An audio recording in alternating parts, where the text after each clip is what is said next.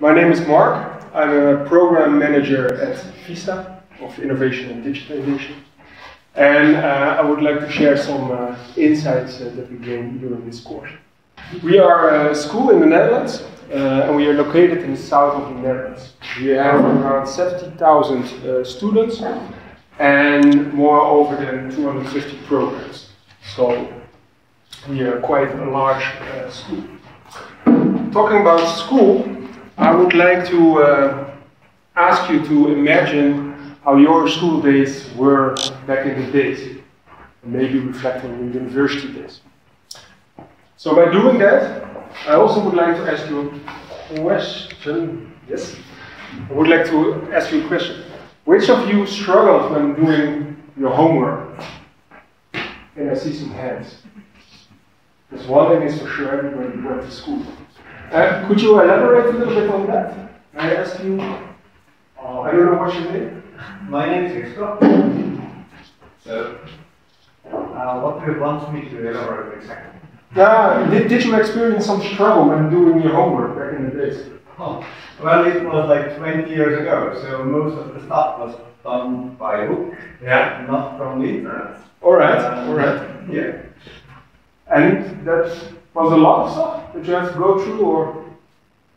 Yeah, well, nice. if I did right now, I'm like studying or working, then most of the information I get from the internet or through ebooks.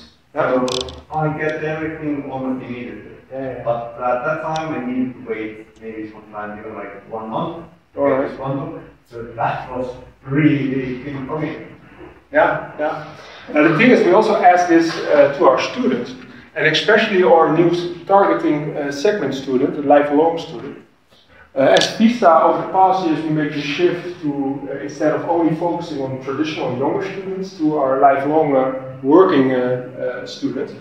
And what they are mentioning is that the study itself is not really the challenge, but the challenge is more like combining everything. So the study, the work, your children, some sporting, and I mean, we had the same over the last 6 months. You have to combine everything. When asking, I'm not really good with this. But when asking further to on the answers, they gave us clear feedback. The way how we organize school doesn't fit them in order to complete their study.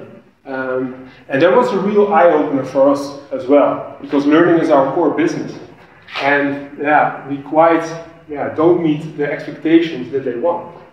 So, asking further, what do they want? They especially have time for their study during the weekends and in the evening hours. Because then work is done, the children are sleeping, the husband is watching football, so you have all the time to study. And that is a little bit where the mismatch is, because when they are studying and when they're doing their homework, they have some questions, or they would like to have some confirmation if they're on the right track. And here we have to tell them no, because we're not open. With the result that their study flow is interrupted. So that's not really working for them. So that's why we ask ourselves the question, what would, if we were available for them, how could we cover this need? And we asked them and reflect with them, and we came up with an idea of creating a service where they can ask us questions and they get on-demand answers. So within a minute, 2 minutes, would that benefit them, enable to make their homework for their study?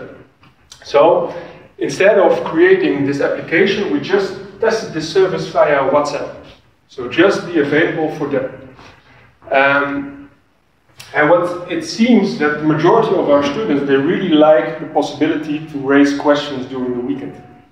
So we did with 2 groups, one experimental group who has access to the service, and one group which was the control group where we didn't have access.